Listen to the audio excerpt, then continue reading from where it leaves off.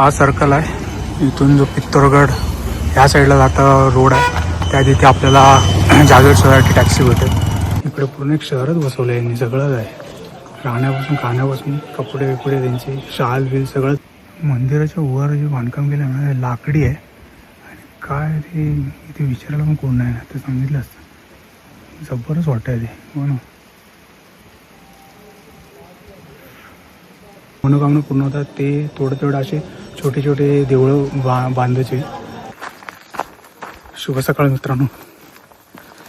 कासार देवीच्या एका गावातून एक नवीन सुरुवात, परत नवीन दिवस. सकाळचे 9:30-10 वाजलेत आणि आता दुसरा दिवस आहे इथे थांबायचा. इकडून आता मी जागेश्वर धाम म्हणून आहे तिथे जायचा प्रयत्न करू आहोत. तिकडून कासारदेवीला, कारण कासारदेवी ते जवळच आहे, हे आपण कधीही जाऊ शकतो, वॉकेबल आहे. तो का जागेश्वर धाम थोडा लांब आहे, सो पहिलं तिथे जाऊन येऊया आणि नंतर मग कासारदेवीला बघू. इथून आता शेअर टॅक्सी कसं आहे ते बघितलं पाहिजे. इथे मोस्टली शेअर टॅक्सी जास्त जातात, बस टाईमवर आहे. स्लो लाईफ, खूप शांत आहे. गावाचं एकदम मस्त वातावरण. हळूहळू आता 10 वाजले तर हळूहळू गावात एक सुरू झालं ॲक्टिव्हिटी करायला. गावातल्या लोकांची शाळेत जातात मुलं वगैरे. चला बघूया मग आजचा प्रवास कसा होता. या इथे सगळ्या प्रकारचा ब्रेकफास्टपासून भेटतो आहे. तुप्पा, मोमोज हे तर आहे तर ते भेटेन. त्याचबरोबर इंग्लिश ब्रेकफास्टवरून खूप सारे ऑप्शन्स आहेत. मोस्टली इथे मी विचारलं ना की इस्रायली लोकंसुद्धा येतात इकडे स्टेसाठी, त्याच्यामुळे कदाचित ते ऑप्शन जास्त आहेत. मी थोडा आतमध्ये राहिलो आहे, गावात राहिलो आहे, गावाचा एक्सपिरियन्स आहे म्हणून. पण हायवेलाच खूप सारे असे होमस्टेज आहेत बनवून ठेवलेले आणि चांगलं प्रॉपर्टी आहेत. बंक बेड्ससुद्धा अवेलेबल आहेत सगळीकडे. ते तुम्ही एक्सप्लोअर करू शकता. हे आता आपण इथून आलो या साईडने आणि कासारदेवी मंदिर, आणि इकडून आपल्याला आता मी पुढे चाललो आहे पुढच्या रोडसाठी जागेश्वर धामसाठी. तिकडून आपल्याला शेअर टॅक्सी भेटेल. चालता एक होमस्टेच असावं. जबरदस्त वाटतं, कलरफुल, पूर्ण जंगलामध्ये मस्त बनवलं आहे. पूर्ण इथे हिमालयन रेंज,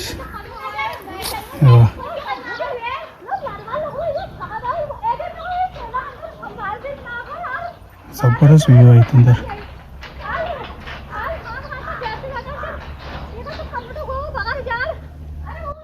हा सर्कल आहे. इथून जो पित्तोरगड ह्या साईडला जाता रोड आहे त्या तिथे आपल्याला जागेवर शहराची टॅक्सी भेटेल. किती वेळा कधी भेटेल ते माहिती नाही, पण थांबलो इकडे आता थोड्या वेळासाठी. आता बसने उतरलो आहे जागेश्वर धामचं ते मेन रोड आहे तिथे उतरलो आहे. तिथून आतमध्ये इथं चालत जायचं आहे. किती आहे माहिती नाही, 2-2.5 किलोमीटर आहे बहुतेक. बघूया आता. शाळेला दुपारचे 12:30 वाजलेत तरी पण हवेमध्ये इतकी थंड आहे की इथून चालताना थंडी लागते. जॅकेट घेऊन आलो बरोबर. बघू आता किती आहे, 3 किलोमीटर आहे, 2 किलोमीटर आहे. पूर्ण गावात यायचं खाली जागेश्वर धाम. 80 रुपये भाडं आहे बसने आणि टॅक्सी बहुतेक मी विचारत 150 रुपये काहीतरी घेते. आपण जिथे सर्कलला थांबलो होतो पित्तोरगडहून आहे त्या साईडला जायची बस पकडली. ती बस इथपर्यंत सोडते आणि इकडून आता पुढे जायचं आपल्याला. रोड पूर्ण डांबरी रोड आहे. मला वाटतं पूर्ण देवळापर्यंत असंच असणार, त्यामुळे काय एवढं वाटत नाही चालायला. बाजूला एक छोटी नदीसारखी एक स्ट्रीम वाहते, मस्त की आवाज येतो त्याचा. आणि ह्या रोडने आपण चालत चाललो आहे. बाहेरून मला वाटतं शेअर भेटेल, शेअर टॅक्सी, पण बघितले तर कोण थांबलं नव्हतं. पूर्ण भरून येत असणार, पण जर आलात का हातवेत दाखवून लिफ्ट मागून येऊ शकतात. म्हणून मी थोडं बघू चालत जाऊन थोडं, म्हणून मी आलो. बघू आता कितपर्यंत पोचतो तो.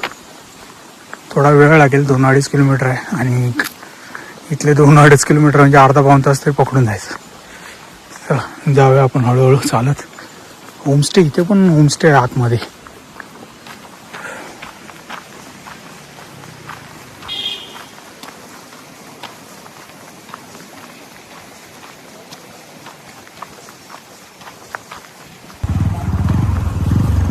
योगेश्वर धाम, इथे होमस्टे, हॉटेल्स आतमध्ये पण अवेलेबल आहेत. इकडे कॉटेज बिस्टेज पण आहेत वाटतं.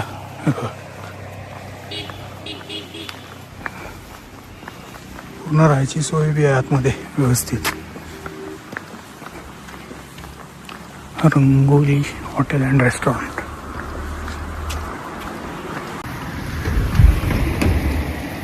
मस्त रस्ता इकडे.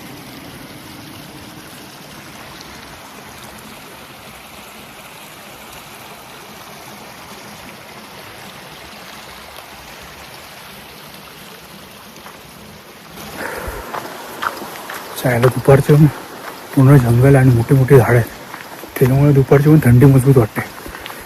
थंडी म्हणजे असं वाटतंय सकाळची एकदम आपल्या मुंबईला पण अशी थंडी नसते, एवढी थंडी आहे. आणि दुपारची 12:30 पडलं. मी जॅकेट घालून घेतलं पाहिजे. विचार करा म्हणजे थंडी किती आहे. हवा आहे, हवेमध्ये गारवा आहे इथला. फक्त तिथे खाली हातपाय धुतले थोडेसे थंड पाण्याने, असं वाटतं फ्रीजमध्ये ठेवलं पाणी. इतके फ्रोज झाल्यासारखे वाटल्या.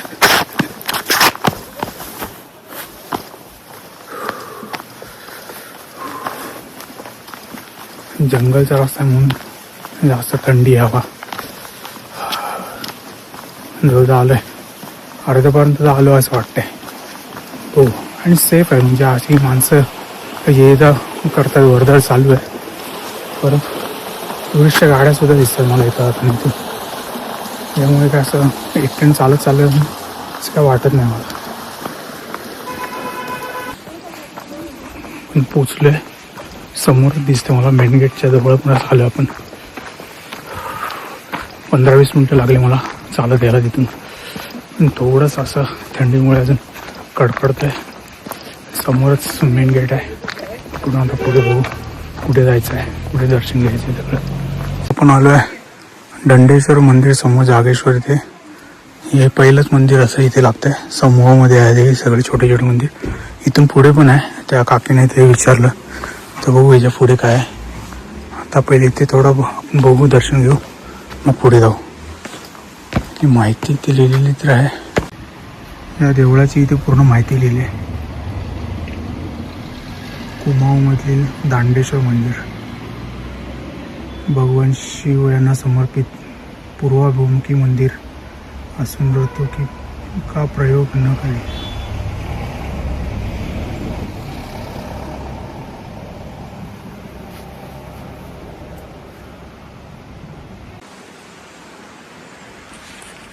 आतमध्ये बघा शिवपिंड आहे छोट्या छोट्या आपल्याला. इथे सुद्धा आहे.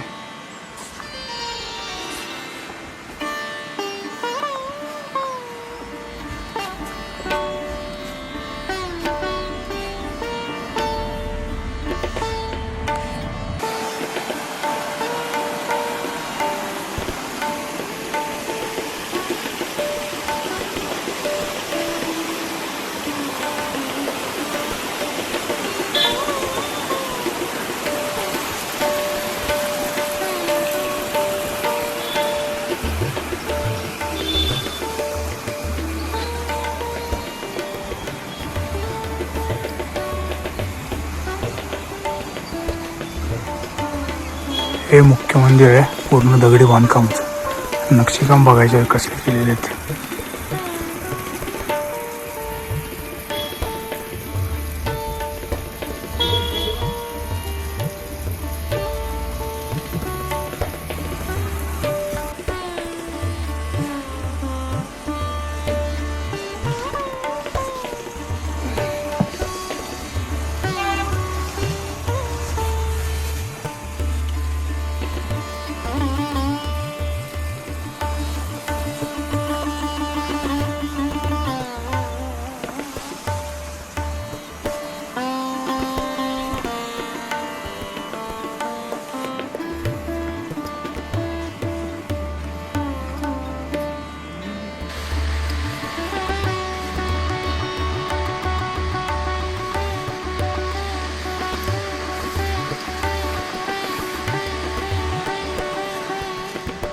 खरंच कोरीव काम पूर्ण दगडात.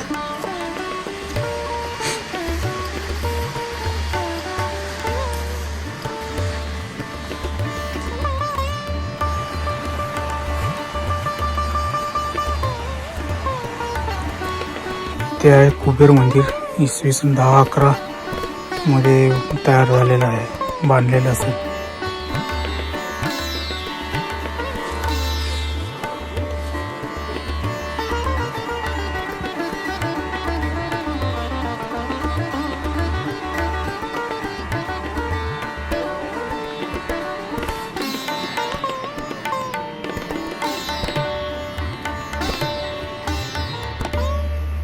मंदिराच्या वर जे बांधकाम केलं ना लाकडी आहे आणि काय ते इथे विचारायला पण कोण नाही ना, ते सांगितलं असतं. जबरच वाटतंय ते. हो ना.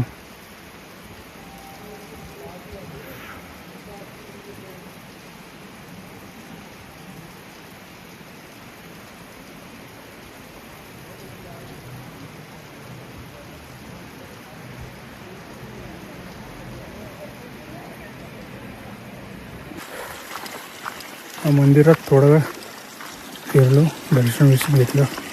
शिवमंदिरच आहे. इथून पुढे अजून मुख्य मंदिर आहे ते, जसं आपण आपलं जायचं आहे तिथे.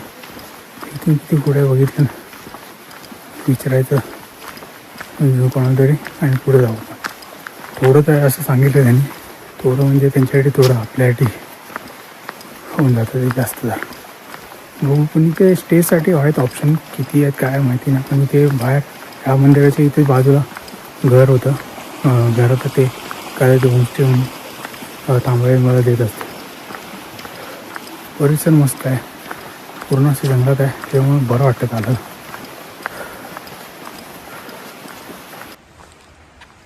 चालताना अजून एक छोटं असं मंदिर दिसलंय.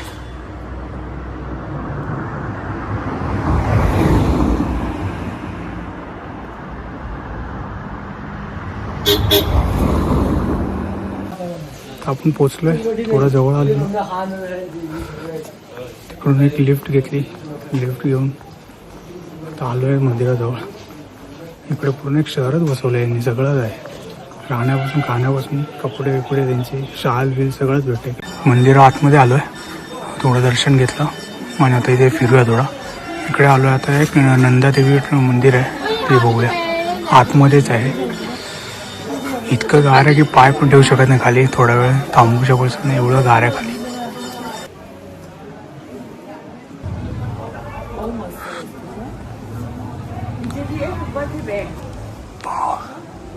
एक एवढं मोठा आहे वृक्ष बघा.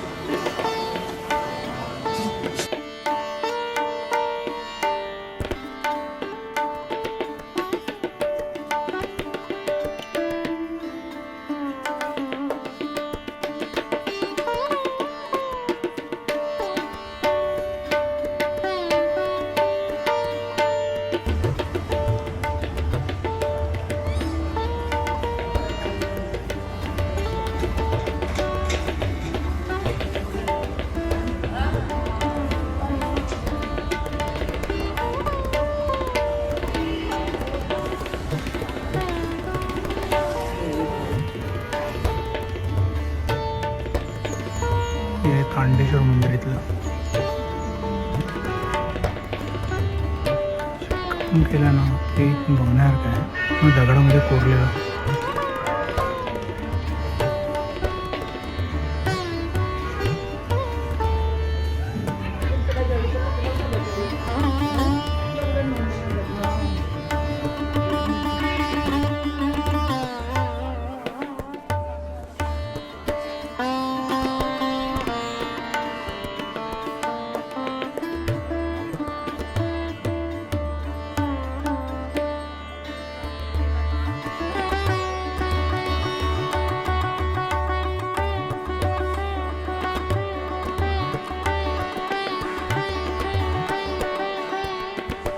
आता मी इथे गुरुजी आहेत त्यांना विचारलं आणि ज्यांच्या मनोकामना पूर्ण होतात ते थोडं असे छोटे छोटे देवळं बांधायचे म्हणून ते 125 काहीतरी देवळं तयार झाले. मला पण अजून माहिती आपण घेऊया. मी तुम्हाला सांगतो थोड्या वेळ. आपण तोपर्यंत इथे आता पूर्ण फिरूया, कारण की इथे थोडं माणसांची गर्दी आहे, त्याच्यामुळे जास्त पण माहिती पण सांगत नाही. तरी पण मी एका गुरुजींना विचारलं, त्यांनी थोडीफार माहिती सांगितली. फिरूया आता आपण, मी सांगतो तुम्हाला.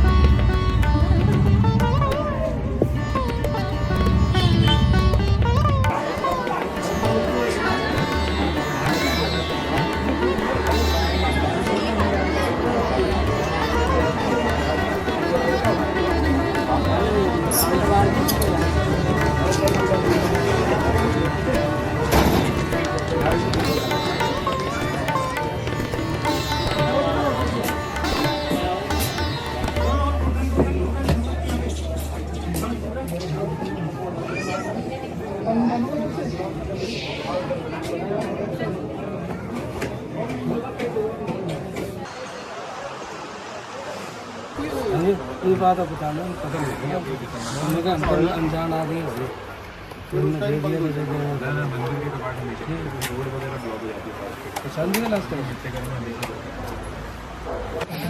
दिया. 3:15 टॅक्सी आहे, शेअर टॅक्सी.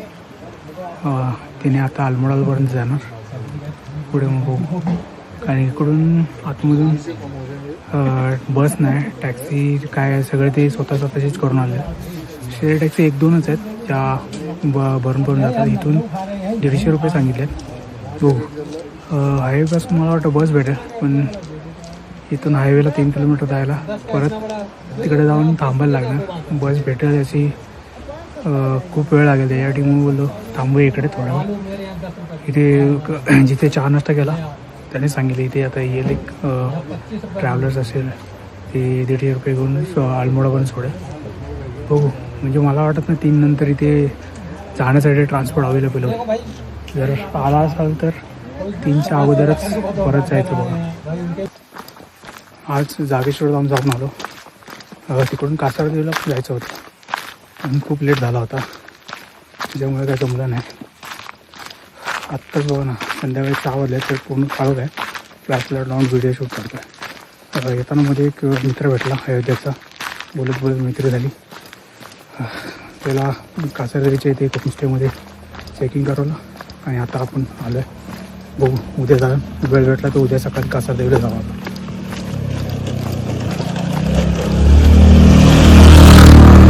अजून 2-3 ठिकाणं आहेत तिकडे. सुद्धा फिरायचे उद्याचा एक दिवस एक्सटेंड करू आणि उद्या परत एका नवीन व्हिडिओमध्ये भेटू बाय.